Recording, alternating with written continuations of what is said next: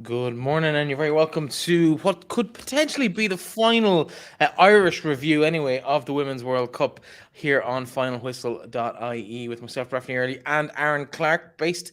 You're in Brisbane at the moment, Aaron, correct? I'm not anymore, actually. I'm not anymore. I've got out of Brisbane this morning. I'm literally just rocked up to the Radisson Blue in Sydney, just literally 300-400 meters away from the Opera House.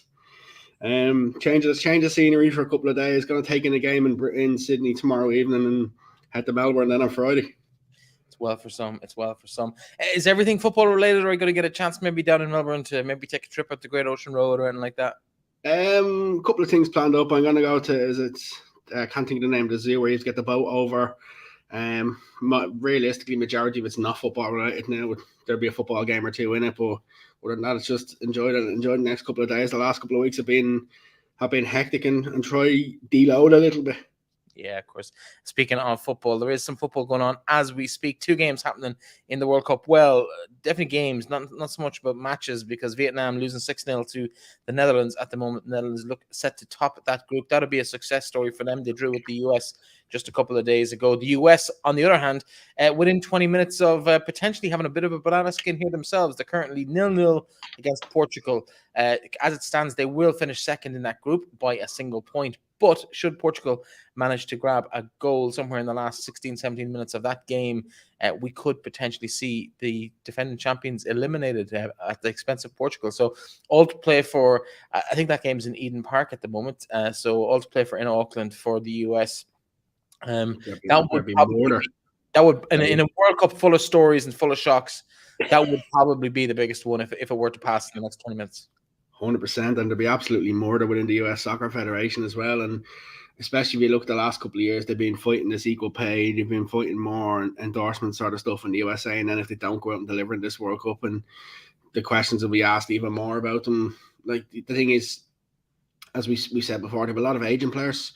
Maybe it's Father Time is catching up a little bit on some of these players, and the youngsters probably just lack that little bit of major experience. You've seen even beating at the Olympics last year as well. Probably didn't help them either. So it could be a tricky last period for the USA. From a selfish point of view, I'm hoping they finish second in the group because I'm hoping to try and get to see them in Melbourne. So it'd be an ideal one for me. Yeah, in terms of you mentioned the Olympics, of course, Canada. We'll talk about their elimination in a minute or so as well. But the US, frustrated, you could see against the Portuguese here. Even Sophia Smith, their new darling, has just cut a frustrated figure. Been booked, probably lucky not to have been booked more than once. It's just been a bit of a petulant kind of start for her for this World Cup campaign. But anyway, we'll see more, I'm sure, of her, because I can't really see the US being eliminated here. Portugal not quite able to find anything, but stranger things have happened. Let's talk about Canada for a second before we get on to the Ireland-Nigeria situation. Came into the tournament as Olympic champions in what people would have perceived. I know we talk about the group of death given our relative ability in that group, but Canada and the Australia were absolutely the teams expected to come out of that group. And there's going to be a lot of questions asked about Bev Priestman and the Canadian challenge as well. They'll be disappointed with how that's gone for them. Yeah, absolutely. But it goes back then to Perth last week from an Ireland viewpoint. The fact that the Canadians were there for taking, they weren't great in the opening game against Nigeria either. Although Christine Sinclair had the penalty saved, then against us they weren't amazing either. The biggest difference against us was the bench. When you're bringing on hundreds of caps off the bench, and we're bringing on probably a combined 20 or 30 caps, it tells a different major experience. Got them over the line against us, and then Australia just tore them apart. Australia probably should have won the game by even more last night, and that's the biggest thing from them. And like, it's a mad one because they've been another federation like Nigeria who've been fighting with the federation for funding and stuff like that. It's probably disrupted the World Cup a little bit. I seen Christine Sinclair sort of saying yesterday in an interview that they can't blame that. They have to blame the players that they didn't perform at the World Cup rather than blame the off the field stuff with the federation over funding and stuff and things like that. But yeah, it's been a really difficult World Cup for them. Like, I left the Nigeria Australia game the other day thinking one of the big teams is going out here, knowing that it was either going to be Australia or Canada. And then you look at it from an Australian viewpoint, they didn't even start with Sam Kerr. They sort of said, "Listen, we're going to hold off. We're not going to risk it." And despite her declaring that she is fit, and I think that's when Tony Gustafsson sort of gets 2-0 up, he's thinking, "Lovely, I don't have to use Sam. I can just keep Sam in reserve." Mary Fowler obviously come back in, having missed the previous game with concussion, so it was a good way from Australia to bounce back against Nigeria. And for them, the way the results fell, they couldn't have been more happier, because it looked as though they were going to get in at the start of the night. It looked as though they might get England in Brisbane next Monday, where instead now it's a trip back to Sydney, back to the Olympic Stadium in Sydney to play what looks to be either Denmark or China in the round of 16. And you're probably thinking, okay, lovely, we much prefer that than having to play England at this stage. And like, it's been a weird old group, but then again, a lot of groups have been weird during the World Cup. Breifne, a lot of results have probably. I was going to say that too. We've had a lot of surprise placings in the final group stages. Nigeria qualifying is probably one of them. I think also Norway not topping that group, and Switzerland getting first place in the group ahead of the Norwegians is probably another. And it throws a bit of turmoil maybe into plans that teams had kind of charted their progress through the bracket from round of 16 on, and now all of a sudden they're not playing the team they expected to be playing. They're playing possibly a stronger team who may have just failed to deliver in one of the games in the group and ended up in second place rather than top in the group as expectations would have had. Speaking of that, the other day, Norway, of course, finished second in their group behind Switzerland, as I mentioned. We had a situation, two teams already qualified, Japan and Spain, yesterday morning. I watched the game, and it was very clear Spain were beaten well in the end by Japan. I showed the statistics of the game to my nephew, who'd be a football fan as well, and I said, which team won this game 4-0? And he's like, well, I'd obviously say the away side on the app, but given the fact that you're asking me the question, it's got to be the team with 23% possession. And I was like, yeah. And I pulled away my hand, and he was like, going, how did they lose that game 4-0 when they had 77% of possession? And he's right. Like, it's crazy that Spain lost, but I don't think Spain wanted to win, because I think they knew they wanted to play in the same stadium the following week against a lower ranked side by finishing second in the group. And I think we saw in the Olympics back in Beijing potentially, where two sides got thrown out of the badminton tournament for trying to lose to get a better placing for the knockout stages and a kinder draw. And I think we saw a little bit of that from Spain yesterday. I think obviously they wanted to win the game, but when they went behind, they didn't really at any point ever really raise the intensity at all. I think they were quite happy to just take the L and get the kinder draw. It's quite concerning though when you talk about a team having 72% possession and losing 4-0. You know, 77%. It was 77. crazy.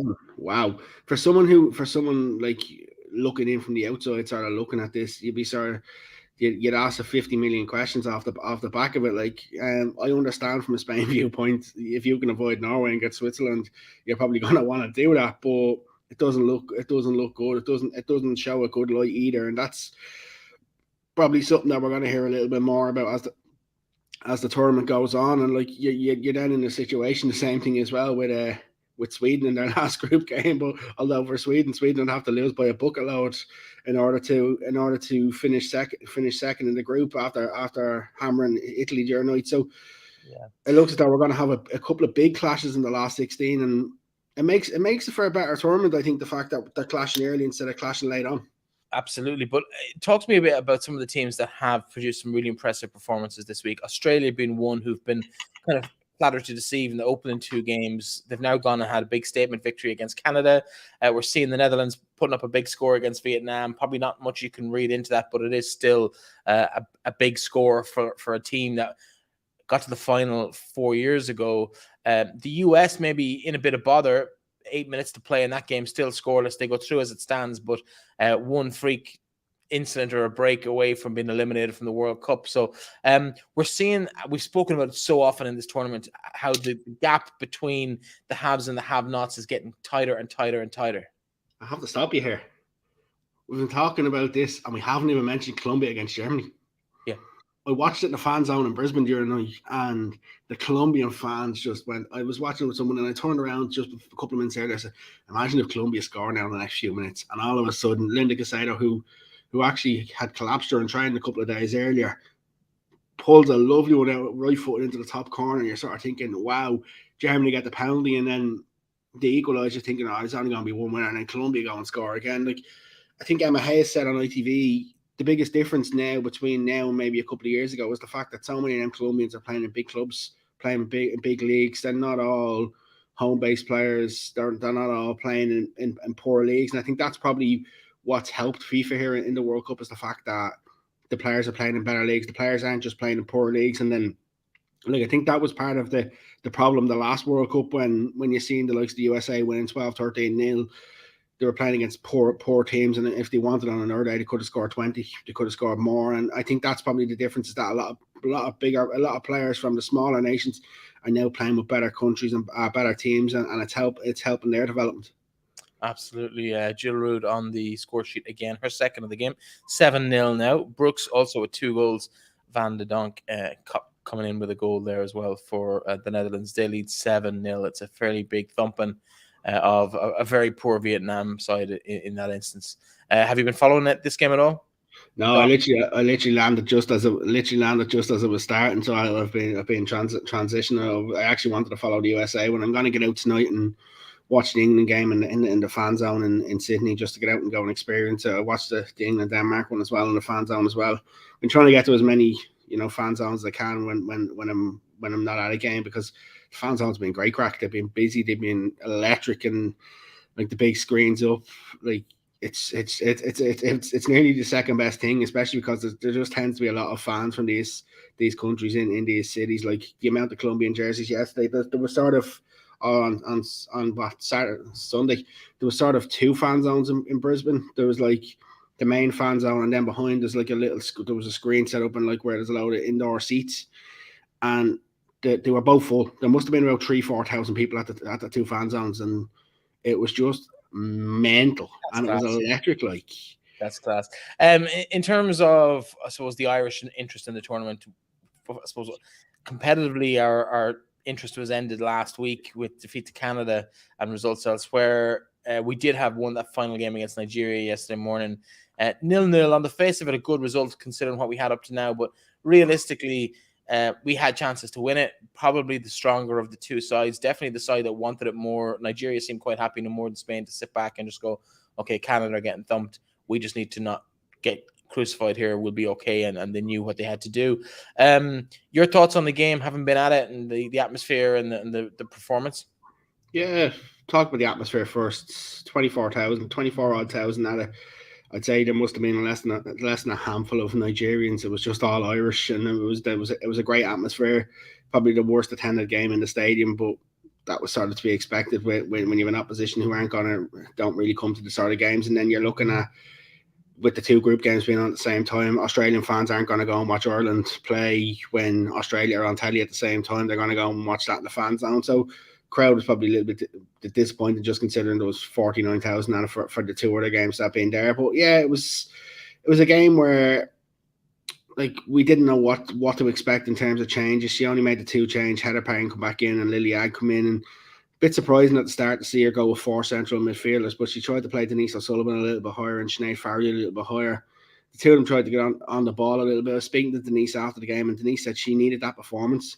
She admitted herself that she hasn't been great in the first 2 games, and from an Ireland viewpoint, they're probably going to look back on it, and while they're proud of getting a first World Cup point, probably a bit disappointed that they didn't go and capitalise and take all 3 points. Because you're right in what you say, Nigeria were sort of, when they knew the score of the other game, they were sort of happy enough, because you have to think it's 60,000, it's an additional $30,000 potentially for each player for making it around the 16. So if you're in Nigeria, you don't want to go and open the game up and have a firefight where you might concede a couple of goals and then end up out of a World Cup. So for them, they were content to play England next Monday in Brisbane. But from an Ireland viewpoint, there was some positives. I think for me, there was also some negatives. I think our ability to hold possession at the back was quite poor. The amount of times we gave the ball away too easy, passed the ball straight to them. Like, there was one stage where I think it was Asanya was straight through and 1-on-1 with Courtney Brosnan, and you expected to bury it, and she puts it wide. You're sort of thinking, oh, that's a massive let off. And an Ireland, while they were okay going forward, they'd only do one shot on target. I think we need to talk about Courtney Brosnan's save as well in the second half. It was a brilliant save. I think realistically, a draw is probably a fair result. I don't think either side deserved to win it, but we probably could have gone on and won it if we wanted to push on a little bit. Substitution wise, making subs late on, sort of intent, showed Vera's intent that she was happy enough with the draw, didn't really want to change it and sort of go for it. We didn't see Louise Quinn going up top for Ireland, going to push for the 3 points. So I'd say Ireland are happy enough with the draw. Yeah, when you look back at the overall 3 games against the Canadians that we knew coming into the tournament were in a bit of free for all, they've kind of proven that by being eliminated at this point of the tournament. The Nigerians, again, in dispute with their federation, potentially we could have done better. We could have taken 3 points from that game yesterday. We could have picked a point in Australia, could have picked a point or even a win against Canada. We did have the upper hand. We had the lead for a long period of that game. Is it an opportunity missed that maybe we could be on that flight to the second round game and be in the hat for the last 16? Potentially, yeah. But the biggest thing here is it's so many Ireland players lacked experience to know when to capitalise and when to push on in big tournaments. And I think that was something Denise was so evident about, that the gulf that they realised when coming into a major tournament compared to just playing a normal international friendly was so big, and it took them that long to adjust. Like, you look at performance wise, it was 20 minutes against Australia, 45 against Canada. Maybe roughly about 45 was decent again, maybe a little bit more decent again last night, but they haven't been able to string together a full 90-minute performance. And I'd say that's probably the most disappointing thing of it. And you're right in what you're saying. There's 2 nations there who were in a bit of disarray. There was an opportunity to maybe take something from them. I do think though that that Nigeria aren't their ranking is just absolutely atrocious compared to where they actually are. I'm looking here at Portugal, and the game's just ticked over into the first of 8 minutes of added time here. Portugal is a country that traditionally Ireland would have expected to probably beat every time they play, or at least be in the reckoning, in and around that level of competition. And here they are, 0-0 with the world champions, going into injury time, 3rd game of the group. They're in the mixer. They grab a goal, they go through. We weren't anywhere close to that when it came to the second round of games, never mind the 3rd round of games. And that's kind of the measure I'm talking about, is the teams that traditionally Ireland would be in and around in terms of world rankings or expectations have outperformed us. Portugal have just hit the post. That's how tight it is at the moment. They had a glorious goal opportunity there to put the Americans out, and we're home from the World Cup already. Now, obviously, part of that is fixture scheduling, but that's my point. Were our expectations good enough? Were we and I suppose I'm going to bring the coaching aspect and the strategy of the squad into this. Did we set our expectations bar both publicly and privately within the squad too low? Probably, yeah. And like I've been critical of things in terms of setting expectations, but even with you, and the reason why is because it's just that we were always going to struggle the way she sets up in a World Cup, because it was always going to be a defensive minded. It was always going to be and try and nick something. There was never let's really go and have an opportunity at these teams. Like, I'd rather lose every game of the World Cup 3-0 and actually go and give absolutely full gun blazing and say, right, great, well done. But when you're sitting back, you're inviting pressure. You're just hoping to nick something on the break. Like, even you look at when scored against Canada, had more opportunities then maybe to extend it, couldn't extend it. Whereas one of the good teams, when they have Canada on the ropes like that, like the Australians, they'll go and put 2, put 3 past them, put the game to bed. Where we just didn't have that ability to put it to bed. And do I think it's fully due to the player personnel on the team? Not fully, but I do think we are lacking an out and out goal scorer up top. There's no doubt about that. But I think the tactics didn't really give us an opportunity to really maximise and push on, especially when you look back. And that's probably one of the things that irks me a little bit in the World Cup, is that plan B was just throw Louise Quinn up top and hope for a long ball in, and hasn't worked any time. She's She's done it. The 2 goals that Louise Quinn has scored in the last couple of years for Ireland both came from set plays against Georgia away. So it's not as if when we throw Louise a rope, we're getting a listen. No disrespect to Louise. Louise has been an absolute soldier for Ireland. I think she's been very good in the World Cup defensively. But I just think as an attacking option, it's not really a proper option. And it's just as if get the ball wide, try to throw it into the box. Let's hope we get a head on it, where there's no actual plan B with the team. And that was probably the most frustrating thing during the World Cup. Should we have brought Leanne Kiernan? I know we both kind of said we should ahead of the squad. Should she have been there, injury or otherwise? Well, I'm gonna turn this slightly, and I will answer the question. She said it was due to match fitness. Leanne played 30 minutes for Liverpool in the second last day of the season. Lily Agg hadn't played in 4 months. So if you're using an excuse of match fitness between one and another when someone has made an appearance, that excuse doesn't wash. I would have brought Leanne Kiernan. Personally, I would have brought Leanne. I would have given Leanne the opportunity, and I would have said, listen, right, let's go. Even worst case scenario, Leanne breaks down before the 10th. You give her that extra couple of weeks and you say, okay, if you break down, we'll just replace you. But you have to give someone. She would have offered so much more different. I felt sorry as well for the likes of Abby Larkin, because I think Abby Larkin was thrown into games at times where the second one in particular, where the game was not made for her at all. The Canadians had a plan. The Canadians knew exactly what they were going to do. It brought into a game against Nigeria where they're extremely physical.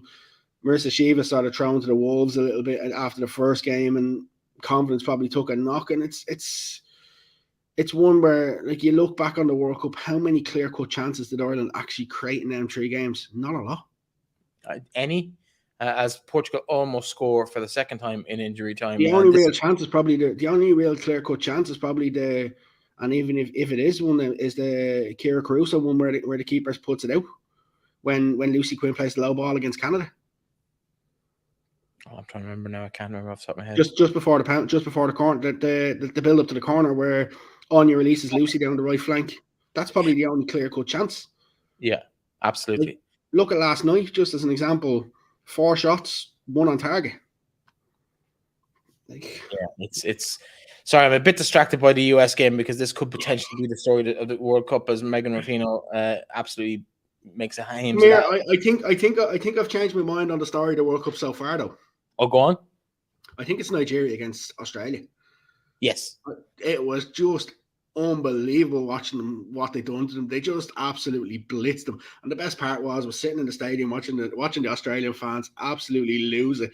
And they just couldn't believe it. Then you come towards injury time, 11 minutes, and you're thinking, oh no, we're not getting a hometown chance here. And then they score early in injury time. And the problem for me in the stadium is that because I wasn't sitting in the press box, the big giant screens don't have the actual little clock underneath it. So no idea what's left. And I was texting people and they're like, oh yeah, well over 11 minutes. I was like, here, just blow this whistle.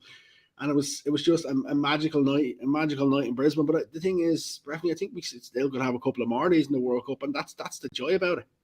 Talk to me about post-match yesterday, because obviously the game itself was disappointing, but everybody at home is talking about the post-match. Vera's comments in the press conference, Katie's tweet, both probably ill-judged, I think it's fair to say. But I think given the circumstances, I understand Katie's more than I understand Vera's, if that makes sense. Vera seems to have had this. Now, listen, admittedly, I've not been a fan of Vera's for some time. Definitely over 12 months, probably longer. I thought she should have been replaced in December when the report came out. I didn't think she should have kept her position. I think the FAI acted too quickly. And now they've kind of realized they acted too quickly, and they've done the Irish thing of just let's not talk to her and just let her contract run down. I think she's the only person in the room who doesn't realize that's what's happening. And I think it's probably a good time for everybody to part ways. She leaves with a World Cup on her CV and a first point for a debutante at a World Cup, and Ireland move on, and the players, the FAI, everybody just moves on from the whole situation. Your thoughts on how it's gone so far for both, I suppose, the players who have failed to back Vera at any point over the last 3-4 weeks when they've been asked directly? It's been an absolute PR disaster for the FAI. That's probably the best way to put it. And the problem is this should have been nipped in the bud by the FAI, and just literally if they had put out something and said, well, especially when queries start asking and stuff like that, as soon as the first player gets asked, I think the press conference in Dublin set the tone for the fact that it was allowed to continue. It was allowed to continue to go in that way, and the player and the media, the guys were always going to ask the questions throughout the tournament, and any opportunity they would get. I know Courtney was asked again last night as well, and sort of swerved it a little bit. But like for me, it should have been dealt with the entire situation a lot better. It should have been put to bed before they come to Australia, because the fact that every time a player speaks to the media, that's the question they're getting asked now. It's not great on the players either. It definitely throws the focus away, and you can see Vera was probably getting more and more agitated with that sort of thing. And then when you come to last night, even before we talk about the Katie and Vera instance, she's had a pop-up at a player after every single game. It was Marissa Shiva after Australia, Nia Fahy after Canada, and now Katie after the Nigeria game. So for the people who probably haven't seen the incident, so what happened is before you give that, the final whistle has blown in both games. 7-0 Netherlands win, and the US have progressed despite their best attempts to get thrown out of the tournament. Portugal heads and hands all over the place, but it is the US who progress a second place in that group. We'll talk about those permutations later. Sorry, continue about the post-match from the game. So obviously with the fact that anybody who hasn't seen it, Katie is shown sort of going over to the bench telling Vera that Ireland need fresh legs.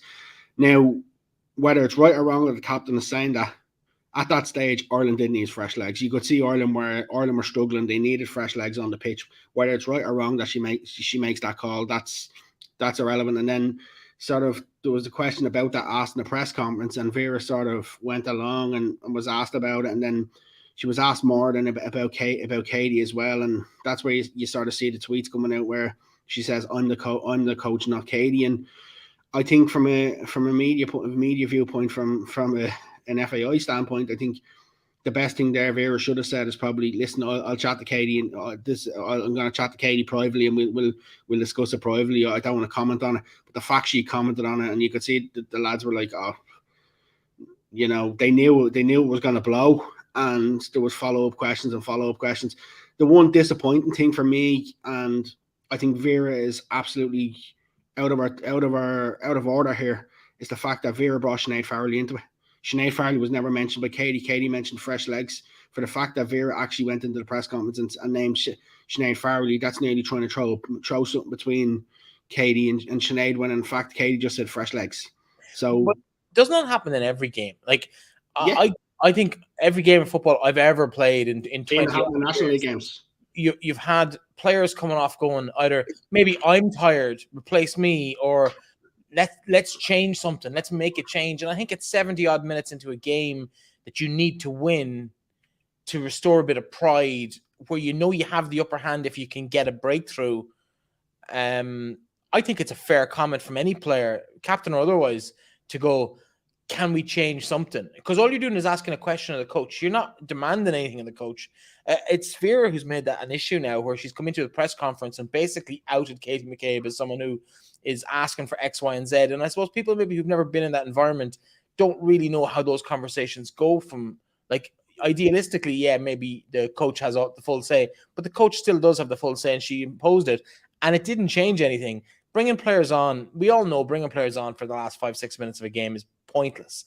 You mentioned 2 changes earlier. Like Dan Caldwell coming on 3 minutes into injury time is borderline insulting to a player of Diane's history with Ireland. It's probably potentially going to be her last appearance in an Irish jersey, given her age profile, given the way the squad is at the moment. I wouldn't be surprised to see a lot of people maybe you hang up the boots at the end of this World Cup campaign. Like, can it get much better than that, really, in their playing careers? Your thoughts? Probably not. But just on the Diane Caldwell situation, I was delighted to see Diane get onto the pitch. For someone who's been such a servant, I think for the fact of, I get where you're coming from with being so late on. The questions will be then is, what about Nia Fahy as well? That'll be your question asked, as you say, Anya, Louise. There could be 5 or 6 who decide to go. I'm not sure whether they will or not. I think what happens next in terms of the coaching situation will probably have an awful lot of a bearing on some players' decisions. But I just couldn't wrap my head around the Vera and Katie situation last night, with the fact that the easy option is to just say no and just say, listen, I'll chat to her in the dressing room. We'll have a conversation together. We'll. But the fact of when she comments on it and then she gets asked further questions, Katie's tweet didn't help anything. I know she didn't. It's just the lips closed emoji, zipped emoji. But Katie's tweet didn't help anything. But Katie's just frustrated. Katie's frustrated at being dragged into something that probably didn't need to materialize. And now it's sort of if you look across social media, it's a player power struggle. Is it Vera? Is it Katie who's in charge? And that's sort of the wrong narrative to have. The question I would have now is, if Vera doesn't, as we expect, Vera doesn't get kept on, will we hear more stories that may come out of other things that may have happened in dressing rooms and stuff like that? Because it just seems as though the seeds have been set now. The fire's being stoked that any chance that Vera potentially had, even though it was slim, it was very, very slim, are 100% gone. Like, she was adamant that it's not her last game in charge, but I think now her comments after that have sort of 100% taken that out of her hands. And I think from an FAI viewpoint, and as you said, I think it probably is time just to cut ties and say, listen, you've done great stuff for Irish football, and congratulations for getting us to the World Cup. We really appreciate that, but it's time to go our separate ways and try something different. And goes back to what I've said to you all along, though, Breifne. I think an Ireland manager has to have a good relationship with the National League clubs, and Vera didn't have a great relationship with the National League clubs either. I think that's important for any future of Irish football, and there was a massive divide between a lot of what went on with maybe home-based sessions, stuff like that, like you're dragging players up to Dublin for a Wednesday to play 11v11s or to play things with no real plan and things like that. It just sort of felt as if it was just how would you say, to appease the couple of players that may make the squad rather than actually have a proper. It's a token gesture. And I disagree with you to a certain extent. I don't think Vera needs to be pally best buddies with the League of Ireland teams, but I do think there has to be a respect there on both ways. I don't think there is. I don't think there is either. And I think the question that was put to Vera this week about whether she'd be in Dublin for the post-tournament homecoming, I think it's a fairly valid question, because there has been instances in the past where the travel arrangements of the entire squad have been disrupted to suit Vera's personal wants. Ukraine away. That's a perfect example a couple of seasons ago. And this isn't a new development. This is all over the last 2 or 3 years. Just for listeners, just to give a bit of context into that. So in terms of the Ukraine away, so what happened with Ukraine away is that they went chartered flight over to Ukraine, then they went back through domestic flights, but they all went back through Amsterdam.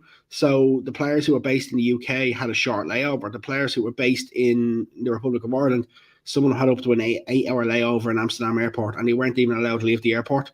So the players were literally sitting around an airport for 8 hours, and when you could have potentially gone other ways. And that's the sort of thing that we've seen a good bit of that. And like, that's, you'd love to know like what sort of freedom was given to Vera by the guys in the operations team, because any other coach that wouldn't be happening. If Vera wants to fly back directly to Amsterdam, they'd help and arrange, facilitate that, but you'd never see the team sort of being brought back that way either.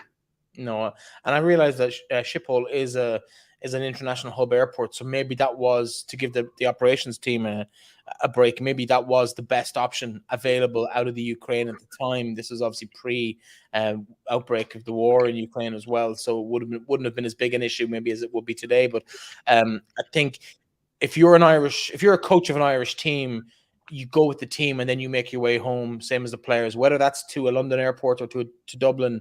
I think you have to be seen to be with the Irish team. And if I'm in those situations where I'm a Dutch national living in Holland with an Irish team, I go back to Dublin and then I make my way home. And it's a sacrifice of maybe a half a day of my time, but that's part of the job as far as I'm concerned. Or you cut ties in Kiev and you make your own way home from Kiev and you let the girls off at the airport. That's just, but I think the coach, while they're getting paid what I can only assume is a very good salary for the job that essentially is only really a hands-on to be in a physical place at a physical time, a handful of weeks over a yearly period. This is an exceptional year because of the World Cup, but over a 4-year period, you're probably looking at maybe 6 months in camp over 4 years.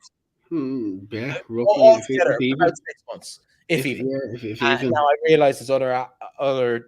It's a huge job. Like I'm not denying that. You've got personal appearances, you've got promotional appearances, you've got scouting. You're going to look at players. You're spending time on the phone or Zoom or whatever with players, checking in. You're dealing with the backroom staff. It's a huge job, and she's busy throughout those 4 years. I'm not underplaying the time that goes into the role. It's probably a 12-hour-a-day job all year round, but it's reasonably flexible within that, if that makes sense. And Yeah.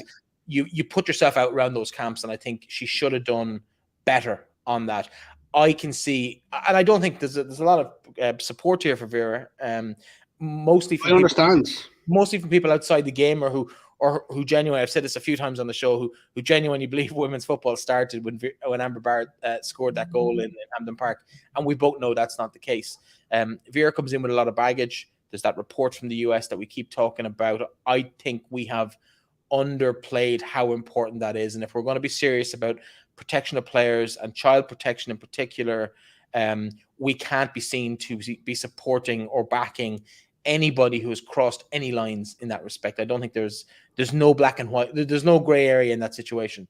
You're either fully behind athlete protection, and child protection, because while there mightn't have been children specifically involved in those instances, there are children involved in these, even senior international camps. There's 16-year-olds this World Cup. We've had 16-year-olds in Ireland teams in Vera's time. We need to be realistic that these are environments that children are in. And if we're going to be serious about child protection and specifically athlete protection and focused on athlete performance, we can't have any gray area in that situation. And I think Vera delves into that gray area. How far into it, who really knows? We'll probably never know. But the fact that she's in that gray area and there's even question marks, I think is a problem for the FAI that they've look how quick England got rid of Mark Sampson when things came to light. They literally were like, we can't. The only thing is though, Breifne, I do want to give her a lot of credit, because her methods have been madness. Some of her methods have, but she has brought Ireland to a World Cup. She has brought on an awful lot of things, positive things within Ireland as well. We haven't always enjoyed the football. We haven't always enjoyed what's being done, but I think she does deserve a lot of credit for helping get that group to the World Cup. Like when Colin Bell left, you sort of thought, what's going to happen next? He sort of started making some sort of changes when he got rid of some players he didn't like. She brought some of them back. So I think the fact she has got Ireland to a World Cup, she deserves an awful lot of credit. I think the players deserve a good amount of credit as well. But it's sad the way it's ended, because it hasn't ended well for anybody. That's the thing about it, is we all have our opinions on it. We all have our opinions on who's right, who's wrong, whether we liked Vera, whether we didn't like Vera. I've been on the record and said at times I haven't always enjoyed her watching her side play. I've interviewed her quite a lot of times. I've had mixed experiences with her, but it's just sad the way it's ending, because the way it's ending is not good for anybody. It's nearly 2002 Saipan all over again, manager versus captain, and it's not a good look for Irish football, and it's sad, and it's sort of really taking the dent off the fact that we got to a World Cup. But listen, there is a lot of positives there. I wouldn't say it's not good for anybody. I'm sure Tyler Toland would be quite happy at her international prospects if Vera doesn't get a renewed contract. A few others as well, potentially, who haven't been in favour under Vera, might be quite happy to see a fresh slate come in and maybe a chance to re-establish themselves as an international footballer. Yeah, potentially, but a couple of the players, I will say, is if Vera does go, they need to put themselves in the shop window. They need to have their own, make sure they're performing at club level, because some players in the last couple of years who've been sort of tossed aside, haven't had the best of club years. Maybe the whole situation with Ireland has affected them. I, for one, would love to see Tyler Toland get back to her best. I'd love to see her back in a green jersey and sort of getting back playing. I'd love to see Leanne Kiernan have a solid fit season for Liverpool.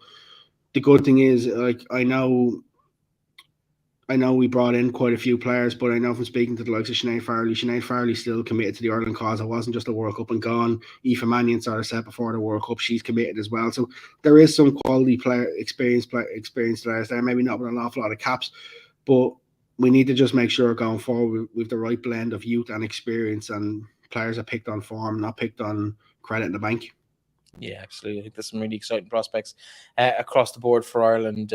Really excited to see what the likes of Abby Larkin and Izzy Atkinson can bring to this squad over the next 4 to 6 years as well. I really think there's a potential there. They're both a little bit raw, but I think there is definitely the potential there for some emerging stars across the various leagues that they're playing in. Abby, of course, still with Shamrock Rovers in the Women's National League, but or the League of Ireland Women's Premier Division. But it'll be interesting to see how long that continues. It's a pretty good setup over there in Tala, so maybe we'll see her. Don't forget, they've also added Tala, just what we're talking while you mentioned Roberts. Roberts also added Scarlett Heron in the last couple of days. So another exciting prospect to play alongside Abby, someone who's also capable of potentially in the next couple of years making that step up towards senior football as well. I think realistically from an international viewpoint, I think first step for me is we need to establish an under-23s international team and just sort of bridge that gap so we don't let the next generation of players who maybe aren't ready to play senior football at 17, 18, that we don't let them just dwindle away for the next couple of years, and we sort of nurture and develop them as well. And we look to progress on and we look to have as much players coming into internationals at senior level with as much experience as possible. Yeah, I think something needs to be done. I'd go different. I personally think the junior and national leagues is a better platform to develop those players, but it remains to be seen where that future will lie. We're running out of time here, Aaron, because I know you want to try and get to the fan zone to watch England potentially beat China in the next few minutes, but an upset could be on the cards. England not quite got their full 2 feet in the second round just yet, but it would take a bit of a minor miracle for them not to do so. It would take I think a 2-goal defeat to China and Denmark to win by at least obviously by one, but it would need a fairly specific set of circumstances for that to happen. Can you see that happening, or England? No, I think England should be too strong. The only thing is though, Keira Walsh is out. Thankfully, she hasn't done her ACL. Watching that the other night, the first thought was ACL is gone. Thankfully, that's not, but it means that the likes of Georgia Stanway has to step up for England and sort of deliver. And I'm excited to see if she can do it because she's an absolute smashing prospect. Interesting stuff here though, Breifne. This time last year, I was literally on the way home from the Euros final after England had won the Euros yesterday last year. So there's a really good side in that England team. They just need to get that click back, and if they can, there's no doubt they can go far in the tournament. But I do think they'll beat China tonight. For the groups done so far in the competition, group winners probably not the ones expected. Netherlands coming out over the USA, Japan over Spain, bit of a surprise there as well. Australia, not really much of a surprise, them top of the group, but Nigeria in second place definitely is. Well, Switzerland again, another shock as they overcame Norway to top that group as well. England favourites to do it in Group D. Group F, we see France and Jamaica top of the pile. Hard to see past France beating Panama and being comfortably top of the group at the end of the campaign. Yeah, it's hard to say that. Hard to say anything other than that. The only thing is, I'm interested in the Jamaica game though. I'm not gonna lie, I'm really interested in that because the fact that Jamaica got the draw against France, if Jamaica could somehow get a draw against Brazil, things might turn. We might see them in the last 16. Looking forward to actually getting to watch France for the second time this World Cup. Obviously seeing them the other day against Brazil, and I think France are going to be a really, really strong team this World Cup. Yeah, Group H, Colombia top of the table. In a surprise, they face Morocco in probably a game that they can afford to lose reasonably heavily in and still progress to the knockout stages. Morocco very under pressure. They're -5 goal difference after their capitulation on the opening day to Germany. Germany play South Korea. A win will see them into the last 16 as well. I think Colombia are going to go and batter. I think they're going to go and batter Morocco, and I think it could end up in a case that if Colombia top that group, then it'll be very, very interesting. I can't remember which one is. Do they play? I think they play the winners of France's group. Oh, yes. Can you imagine Germany, France in a potential last 16? Yeah, or Colombia, Brazil in the last 16 as well, or Colombia, Jamaica, lots to play for. The last group we haven't quite mentioned is Sweden, top 6 points from their 2 games in the Italian group. South Africa and Argentina, both in a bit of bother. They face the top 2 sides. Can't see either of them getting a win, so I'd expect Sweden to top that group from Italy. Yeah, I think so. I think Sweden looked very, very good the other day, and I think they'll just cruise through again. Absolutely. Well, listen, your thoughts then, I suppose, on the big decision. I think we probably know where we're headed, given the discussion, but the big decision for the next, I suppose, 4 to 6 weeks ahead of the Nations League starts in September, October, is who will be in charge of the Ireland team. If you're in charge of the FAI, if you're Jonathan Hill and you're the people in charge of that decision, is Vera Pauw in the dugout for that game in the Nations League? I think Tom Ellis takes the game. I can't see them renewing Vera, and the thing is, I don't think they'll potentially appoint a new manager by then. I think we could see Tom Ellis take the first 2 Nations League games against Northern Ireland and Hungary. Listen, it's another person who probably hasn't done himself any disservice in terms of being in and around the senior squad. Could be a potential candidate. The question is if Vera doesn't get it, then are they going to go internal? Are they going to go external? That's where it becomes interesting. What type of manager they're going to go? What type of budgets they're going to go? But I guess that's a conversation we'll probably have when we know further news. Yeah, it's interesting times ahead for everybody involved in women's football on the island of Ireland. Of course, that big clash against the north of Ireland in the Nations League will take place in the Aviva Stadium. Probably not early enough to get your tickets. If you are thinking about maybe going along to that, do grab your tickets, do support the game, do support the sport of women's football in the country by showing up, whether you're from the north or the south of the country, and come down and support your girls and hopefully make it a sellout and make it an event worth talking about. The girls deserve it after their efforts over not just the last couple of weeks, but over years and years, and in some cases decades, in that Irish jersey. No more so than, I don't know if you caught the boo-boo by George Hamilton in the commentary in injury time yesterday. Darren Caldwell, 84 years of age. You look phenomenal for 84, but I want to know how you were playing underage for Ireland just 15 years ago at that age. Obviously a mix up in the date of birth and the age, but very funny nonetheless. But I'm sure Darren Caldwell won't be appreciating the analysis. I seen it all over social media last night. All you could do was laugh. Yeah, for anyone who didn't spot, I think Paddy Power were the first ones to tweet about it. They just put a screenshot. No surprise. And it was very funny. George Hamilton introduced her as the 84-year-old as she came into the game. Obviously, born in 1984 is probably the more realistic situation. And did he correct himself or anything? I didn't see the video. I didn't see I didn't see the full end of it. I had popped out from where I was watching the game at that point. I didn't actually see Dan come on, and I'd missed a bit of the commentary, but I saw the clip afterwards. But it cut off before he. But I don't believe he did. I think he went to I think Stephanie kind of added something, and then they just continued with the discussion. But funny days watching Ireland fans. Of course, it's always fun to see other people make mistakes. We make plenty of them on this show as well. Aaron, thanks a million. Enjoy the evening, enjoy the games, and don't do too much celebrating of the fact that you're on the other side of the planet, but safe home when you do come. But we might chat to you before you leave the Southern Hemisphere before the end of the week. Sounds good. Talk to you soon.